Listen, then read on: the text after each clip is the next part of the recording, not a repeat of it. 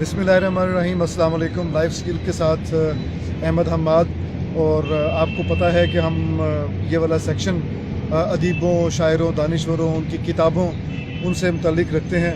پچھلے دنوں ایک نقصان اٹھانا پڑا ہماری انڈسٹری کو، جس میں شعر و ادب کی کہہ لیجیے یا فلم کہہ لیجیے وہ تھیں میڈم رخسانہ نور کی وفات۔ ابھی ہم اس سے سنبھلے نہیں تھے کہ اگلی خبر آئی کہ بانو قدسیہ بھی اس دنیا سے رخصت ہوئیں۔ ان کا صدمہ ابھی رخسانہ کا بھولا نہیں تھا۔ ہم ابھی ریڈیو اور ٹی وی پہ ان کے شوز کر رہے تھے کہ آگے یہ والا صدمہ آن پڑا۔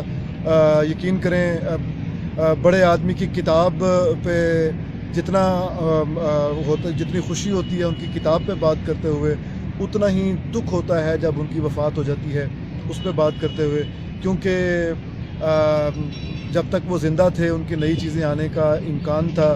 اب کون لکھے گا اور کیسے آئے گی؟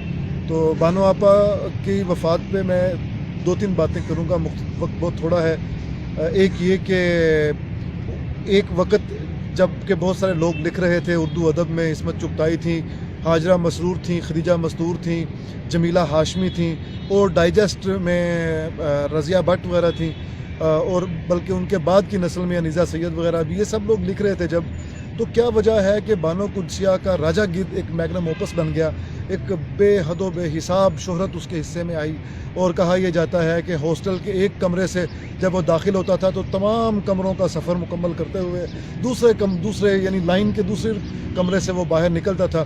اور اس طرح کوئی ایسا نوجوان شاید ہو نہ بچا ہو یونیورسٹی میں جس نے کہ راجہ گدھ نہ پڑھا ہو۔ لٹریچر کے لوگ بالخصوص اور باقی جو دوسرے جو علوم کے لوگ ہیں بالعموم وہ راجہ گدھ کو پڑھتے تھے۔ کیا وجہ ہے کہ بانو آپا کا یہ کام بہت زیادہ معروف ہوا؟ انہوں نے بہت سارا لکھا، جیسے حاصل گھاٹ ہے، شہر بے مثال ہے، اور بھی بہت سارے۔ مجھے ذاتی طور پہ موسم سرما میں نیلی چڑیا کی موت وہ بڑا پسند آیا۔ لیکن راجہ گدھ میں کیا ایسی بات ہے؟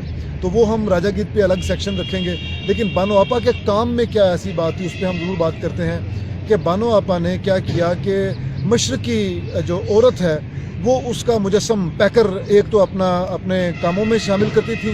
ان کی ہیروئن مشرقی ہوتی تھی، انگریزی بولتی بھی تھی، انگریزی میں سوچتی بھی تھی، لیکن کام وہ مشرقی بیویوں والے کرتی تھی یا مشرقی بہنوں بیٹیوں والے کرتی تھی۔ تو اس لیے ہمارے کلچر کے ساتھ ایک جڑت ہو گئی ان کی، جس کی وجہ سے ان کی ہیروئن کو بہت زیادہ ایک پاپولیرٹی اور ہر دل عزیزی ملی۔ دوسری بات یہ کہ جو ہمارا جو تصوف ہے، جو پر اسرار مشرق ہے، ان کے کاموں کا اس کے ساتھ ایک جڑت تھی بانو آپا کی۔ بانو آپا خود بھی سر پہ دوپٹہ رکھتی تھیں، کوئی وہ جو بھی کام کرتی تھیں وہ اس کو مین کرتی تھی۔ اور ان کے جو شوہر تھے، شوہر نامدار، وہ اشفاق احمد تھے، وہ بھی بابا جی تھے، اور کہتے ہیں کہ شہرت جو ہے وہ اشفاق احمد کے حصے میں آئی اور احترام جو ہے وہ بانو قدسیہ کے حصے میں آیا۔ تو ان کے کام کی نوعیت کچھ ایسی ہے کہ جو پاکستانیوں اور مشرقیوں کے دلوں میں انہوں نے گھر کیا۔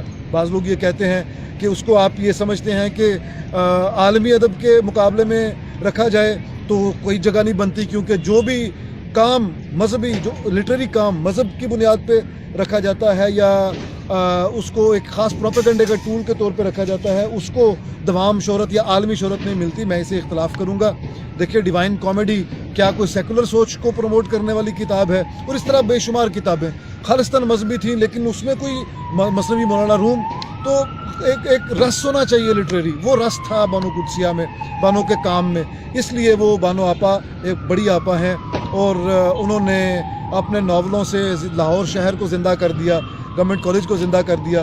اللہ ان کی قبر کو منور کرے، ان کا کام تو زندہ رہے گا ہی۔ ہم ان کی درجات کی بلندی کے لیے دعا گو ہیں۔ ان کا اٹھ جانا اردو ادب کے لیے واقعتاً ایک بڑا نقصان ہے۔ پچھلے سال جنوری میں انہی دنوں میں انتظار صاحب کا انتقال ہوا۔ اس سال فروری کے آغاز میں بانو آپا کا آغاز ہوا، جو نا چراغ بجھتے چلے جا رہے ہیں سلسلہ وار، میں خود کو دیکھ رہا ہوں فسانہ ہوتے ہوئے۔ اس سے زیادہ کیا کہیں؟ اللہ تعالیٰ بانو آپا کو کروٹ جنت نصیب کرے۔